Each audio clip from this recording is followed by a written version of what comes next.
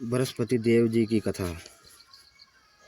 प्राचीन काल में एक बहुत ही गरीब ब्राह्मण रहता था। उसके कोई संतान नहीं थी। वह नित्य पूजा पाठ करता था, लेकिन उसकी स्त्री बहुत मलिन स्वभाव की थी। वह न तो स्नान करती थी और न ही किसी देवी देवता का पूजन करती थी। वह सुबह उठते ही सबसे पहले भोजन करती, बाद में ही कोई अन्य कार्य करती। इससे वह ब्राह्मण बहुत दुखी रहता था। वह पत्नी को बहुत समझाता, पर कुछ नहीं सुनती थी। भगवान की कृपा से ब्राह्मण की पत्नी के एक कन्या उत्पन्न हुई। बड़ी होने पर वह कन्या नित्य प्रातः स्नान करके भगवान विष्णु जी की पूजा करती और बृहस्पतिवार का व्रत भी करती। पूजा समाप्त कर विद्यालय जाती तो अपनी मुट्ठी में जौ भरकर ले जाती और विद्यालय के मार्ग में डालती जाती। वे सारे जौ सोने के हो जाते तो विद्यालय से लौटते समय उन्हें बीनकर घर ले आती। एक दिन वह बालिका उन सोने के जौ को सूप में फटक कर साफ कर रही थी।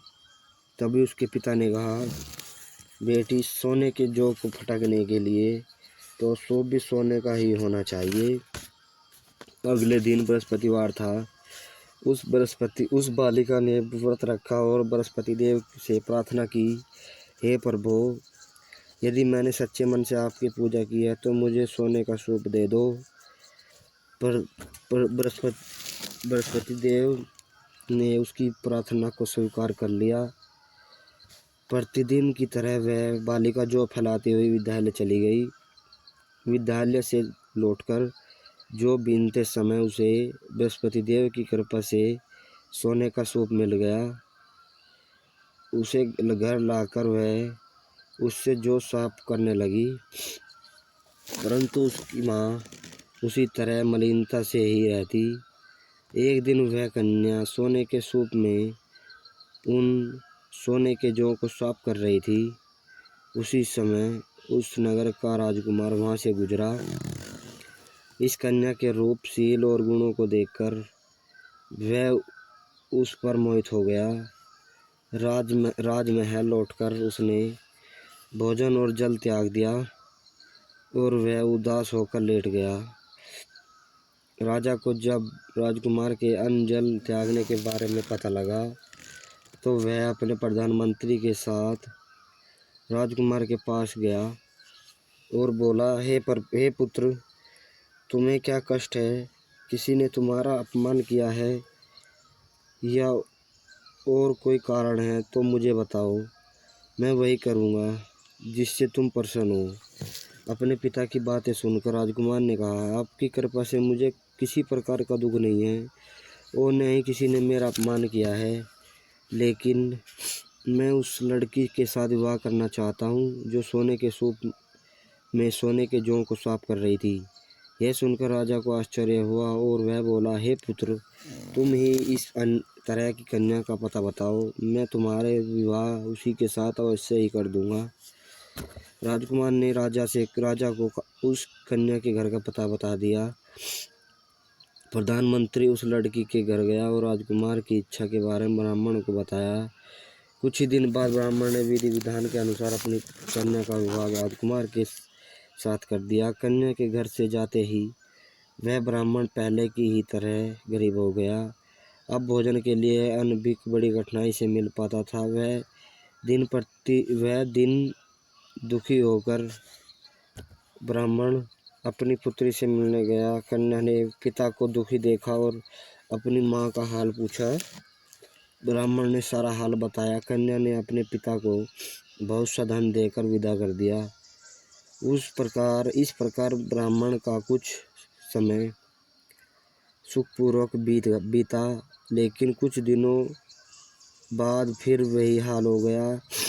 ब्राह्मण फिर अपनी कन्या के यहाँ गया और सारा हाल बताया तो उसने कहा, हे पिताजी, आप माताजी को यहाँ लिवा लाइए, मैं उन्हें वह विधि बता दूंगी जिससे हमेशा के लिए आपकी गरीबी दूर हो जाएगी। ब्राह्मण घर गया और अपनी पत्नी को साथ लेकर अपनी पुत्री के पास पहुंचा तो पुत्री ने अपनी माँ को समझाते हुए कहा, हे माँ, तुम प्रातःकाल उठकर सबसे पहले स्नान आदि करके विष्णु भगवान का पूजन किया करो तो तुम्हारे घर की सारी दरिद्रता दूर हो जाएगी। लेकिन उसकी माँ ने उसकी बात नहीं मानी। वह प्रातःकाल उठकर अपनी पुत्री की बच्ची जूठन खा लेती थी। उस दिन उसकी पुत्री को बड़ा गुस्सा आया और रात में उसने एक कोठरी से सारा सामान निकालकर अपनी माँ को उसमें बंद कर दिया। प्रातःकाल उसे निकालकर और स्नान आदि करा के पूजा पाठ करवाया तो उस ब्राह्मणी की बुद्धि ठीक हो गई। अब वह नियम से पूजा पाठ करती और प्रत्येक बृहस्पतिवार को व्रत रखती। इस व्रत के प्रभाव से ब्राह्मण और ब्राह्मणी भी बहुत धनवान और सुखी हो गए तथा बृहस्पति देवता के प्रभाव से इस लोक का सुख भोगकर वे दोनों स्वर्ग हो गए। इस तरह कथा कहकर साधु देवता वहाँ से अंतर्ध्यान हो गए। धीरे धीरे समय बीतने पर फिर बृहस्पतिवार का दिन आया। राजा जंगल से लकड़ी काटकर उन्हें शहर में बेचने लग गया। उस दिन बाकी दिनों से अधिक धन मिला। राजा ने चना गुड़ आदि लाकर बृहस्पतिवार का व्रत किया। उस दिन उसके सारे क्लेश दूर हो गए। पर अगले बृहस्पतिवार को वह व्रत करना भूल गया। इस वजह से बृहस्पति देव के नाराज हो जाने के कारण उसे बहुत कष्ट झेलना पड़ा। उस दिन उस नगर के राजा ने एक विशाल यज्ञ का आयोजन किया और उसने अपने पूरे राज्य में घोषणा करवा दी कि कोई भी व्यक्ति अपने घर में भोजन न बनाए और न ही आग जलाए। सभी लोग मेरे यहाँ आकर भोजन करें। जो इस आज्ञा का पालन नहीं करेगा उसे फांसी की सजा दी जाएगी। राजा के आदेश के अनुसार राज्य के सभी निवासी राजा के भोज में सम्मिलित हुए, पर लकड़हारा थोड़ी देर से पहुंचा, इसलिए राजा उसे अपने साथ महल में ले गया। जब राजा लकड़हारे को भोजन करा रहा था तो रानी की दृष्टि उस खूंटी पर गई जिस पर उसका हार लटका हुआ था। वहाँ उसे हार दिखाई नहीं दिया। रानी ने सोचा कि अवश्य ही मेरा हार इस लकड़हारे ने चुरा लिया है। उसने उसी समय सैनिक बुलवाकर उस लकड़हारे को बंदीगृह में डलवा दिया। जब लकड़हारा बंदीगृह में गया तो दुखी होकर सोचने लगा कि न जाने किस जन्म में मैंने पाप किया था जो मुझे यह दुख मिला। और उसी साधु को याद करने लगा जो उसे जंगल में मिला था। उसी समय बृहस्पति देव साधु के रूप में प्रकट हुए और उसी की दशा को देखकर बोले, हे राजा, तूने बृहस्पति देव का व्रत नहीं किया, इसीलिए तुझे दुख मिला है। अब तू चिंता मत कर। अगले बृहस्पतिवार के दिन तुझे इस बंदीगृह के दरवाजे पर चार पैसे पड़े मिलेंगे। उनसे तू बृहस्पति देव का व्रत और पूजन करना।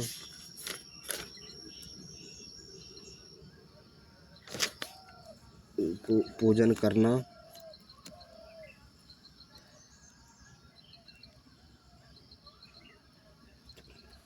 करना। अब तू चिंता मत कर। अगले बृहस्पतिवार तुझे इस बंदीगृह के दरवाजे पर 4 पैसे पड़े मिलेंगे।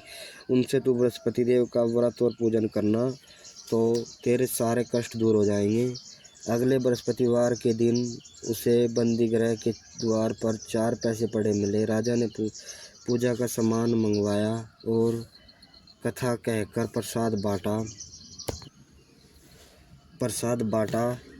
उसी रात बृहस्पति देव ने उस नगर के राजा को सौंपन में कहा, हे राजा, तूने जिस व्यक्ति को बंदीगृह में बंद कर रखा है वह निर्दोष है। वह एक अन्य नगर का राजा है, उसे छोड़ दे। रानी का हार उसी खूंटी पर लटका हुआ है। अगर तू उसे नहीं छोड़ेगा तो मैं तेरे राज्य को नष्ट कर दूंगा। प्रातःकाल उठकर राजा ने खूंटी पर हार को टंगा हुआ देखा तो उसने लकड़हारे को बुलाकर क्षमा मांगी और राजा के यज्ञ सुंदर वस्त्र आभूषण देकर उसे विदा किया। इधर एक दिन रानी और दासी सोचने लगी कि न जाने राजा किस हाल में होंगे, उनका कुछ पता नहीं है। उन्होंने बृहस्पति देव से प्रार्थना की और भगवान ने रात में राजा को स्वप्न में दर्शन देकर कहा, हे राजा उठ, तेरी रानी तुझे याद कर रही है, अब तू अपने देश को लौट जा। राजा प्रातःकाल उठकर सोचने लगा कि स्त्री जाति तो खाने और पहनने की ही साथी होती है, पर भगवान की आज्ञा को मानकर वह अपने नगर को चलने लगा। राजा जब नगर के पास पहुंचा तो उसे बहुत आश्चर्य हुआ। नगर में पहले से भी अधिक बाग, तालाब हुए, बहुत सी धर्मशालाएं और मंदिर आदि बने हुए थे। राजा ने पूछा कि बाग और धर्मशालाएं किसके हैं? तब नगर के सभी लोग कहने लगे कि यह सब रानी और दासी ने बनवाए हैं।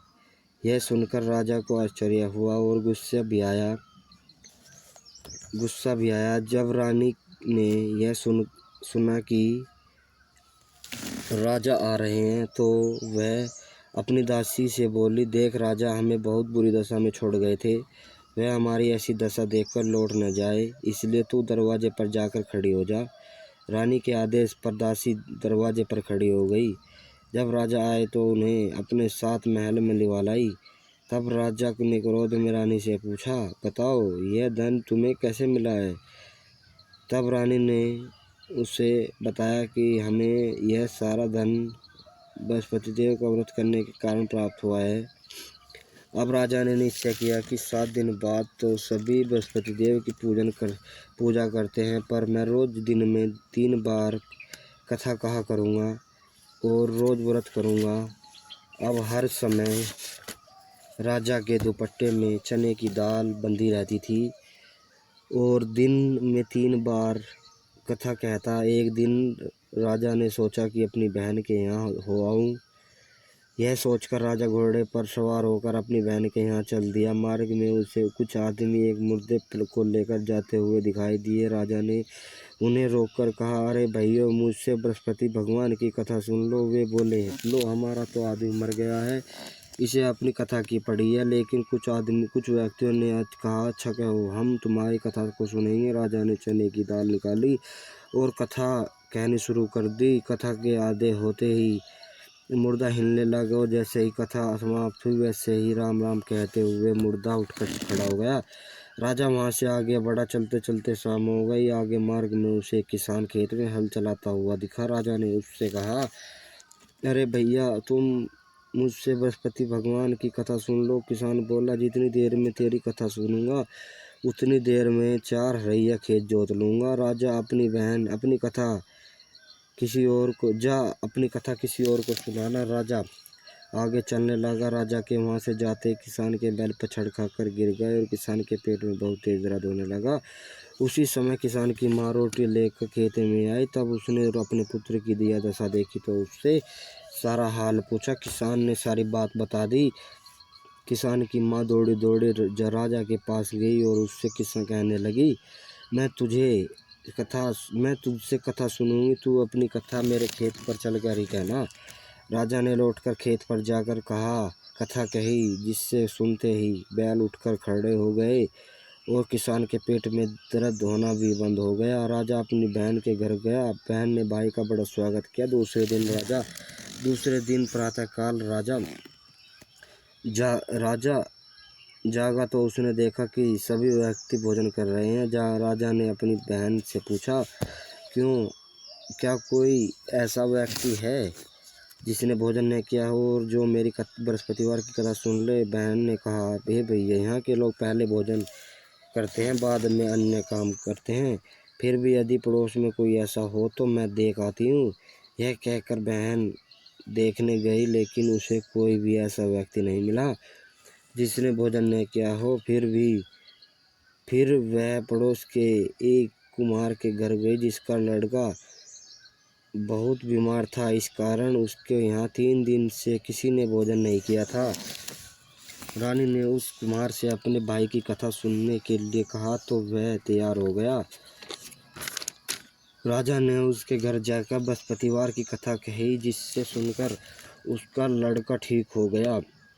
अब तो सभी लोग राजा की प्रशंसा करने लगे। एक दिन राजा अपनी बहन से बोला, हे बहन, अब मैं अपने घर चलूँगा, तुम भी तैयार होकर चलो। राजा की बहन ने अपनी सास से अपने भाई के साथ जाने की अनुमति मांगी तो सास ने कहा, चली जा, पर अपने लड़कों को साथ में न ले जा, क्योंकि तेरे भाई के कोई संतान नहीं है। बहन ने भाई से कहा, हे भैया, मैं तो चलूँगी, लेकिन कोई बच्चा नहीं जाएगा। तो राजा बोला, जब कोई बच्चा ही नहीं चलेगा तो तुम ही चलकर क्या करोगी।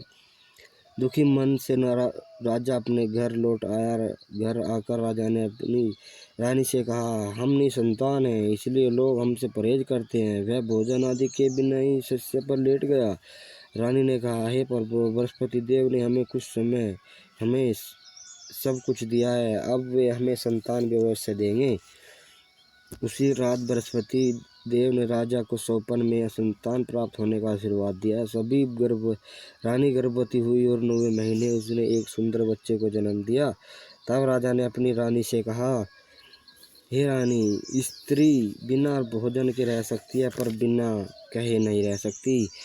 मेरी बहन के आने पर तुम उससे कुछ मत कहना। रानी ने हाँ कर दी।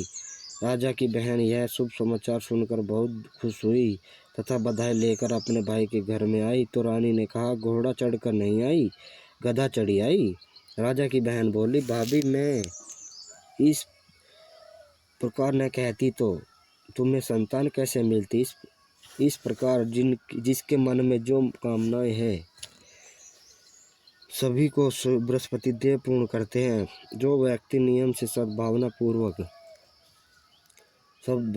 बृहस्पतिवार का व्रत करता है और कथा पढ़ता है या सुनता है, बृहस्पति देव उसकी सारी मनोकामनाएं पूरी करते हैं, उसे सदा उसकी रक्षा करते हैं। जब रानी और राजा ने सच्ची भावना से बृहस्पति देव की कथा का गुणगान किया तो उनकी सारी इच्छाएं बृहस्पति देव ने पूरी कर दी। इसलिए सबको बृहस्पति देव की कथा सुनने के बाद प्रसाद लेकर जाना चाहिए और सच्चे हृदय से उसका मनन करते हुए जयकारा बोलना चाहिए। बोल बृहस्पति भगवान की जय, बोल विष्णु भगवान की जय।